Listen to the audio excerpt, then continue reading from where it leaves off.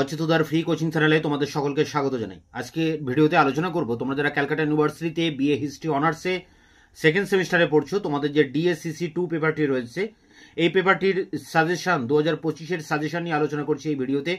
এবং এখানে সাজেশনের যে সমস্ত প্রশ্নগুলো তোমাদের সামনে আমি তুলে ধরেছি, এই প্রশ্নগুলো করলে তোমরা 100% এর ভিতর থেকে কমন পাবে।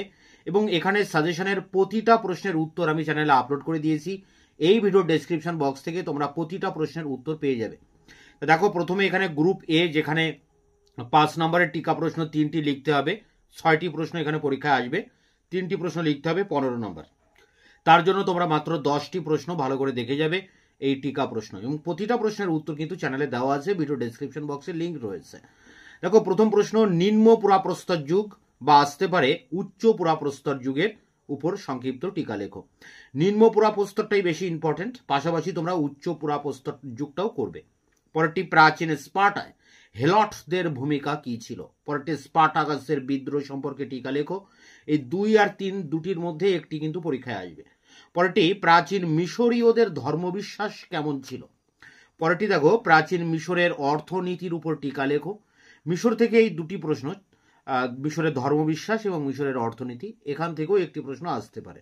পরেরটি দেখো, ঐতিহাসিক হেরোডোটাস সম্পর্কে টিকা লিখুন। পরেরটি, গ্রিক দার্শনিক প্লেটো, সক্রেটিস, অন্যদিকে রয়েছে অ্যারিস্টোটল, এনাদের সম্পর্কে টিকা। এখানে প্লেটো আর সক্রেটিস খুবই ইম্পর্টেন্ট রয়েছে। পরেরটি দেখো রয়েছে, পশুপালক যাযাবর বৃত্তি বলতে কি বোঝো। পরেরটি, প্রাচীন রোমের ব্যবসা বাণিজ্যের সংক্ষিপ্ত বিবরণ দাও।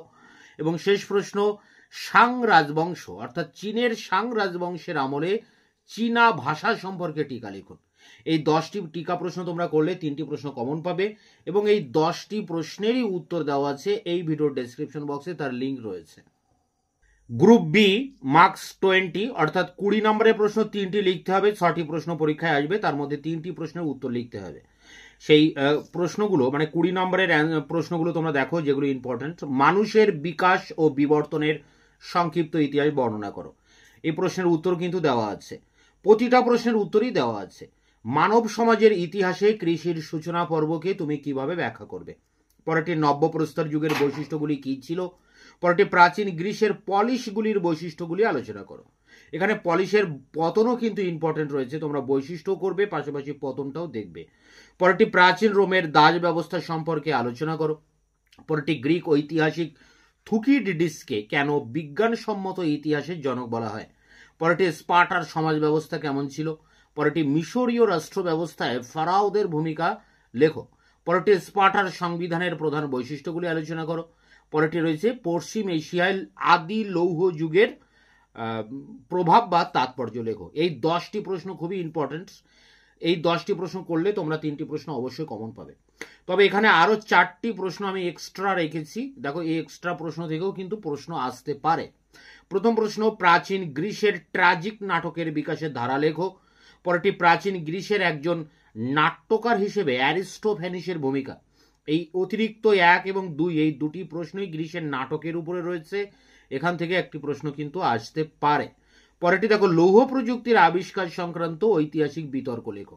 তোমরা এর আগে করছিলে লৌহ যুগের প্রভাব তাৎপর্য, কিন্তু এই প্রশ্ন না এসে লৌহ প্রযুক্তির আবিষ্কার সংক্রান্ত বিতর্কও কিন্তু আসতে পারে। তাই তোমরা এই লৌহ যুগের উপরে এই দুটি প্রশ্ন করবে, তাহলে একটা অবশ্যই কমন পাবে। শেষ প্রশ্ন, শাং আমলে চৈনিক রাজনৈতিক ইতিহাস লেখো। তো এই ছিল তোমাদের ডিএসসিসি 2 পেপারটির সাজেশন, এবং প্রতিটা প্রশ্নের উত্তর আমি চ্যানেলে আপলোড করে দিয়েছি। ভিডিও ডেসক্রিপশন বক্স থেকে তোমরা তার অ্যান্সারের লিঙ্ক পেয়ে যাবে। এছাড়া তোমাদের যে এসএসসি 2 পেপারটি রয়েছে, তারও সাজেশন এবং তার যে অ্যান্সার, সেগুলো নিয়ে খুব দ্রুত 1-2 দিনের মধ্যেই তোমাদের সামনে তার ভিডিও নিয়ে আসছি। ততক্ষণে চ্যানেলকে তোমরা সাবস্ক্রাইব করে রাখবে, বন্ধুদের কাছে শেয়ার করবে। ভিডিওটি ভালো লাগলে অবশ্যই একটা লাইক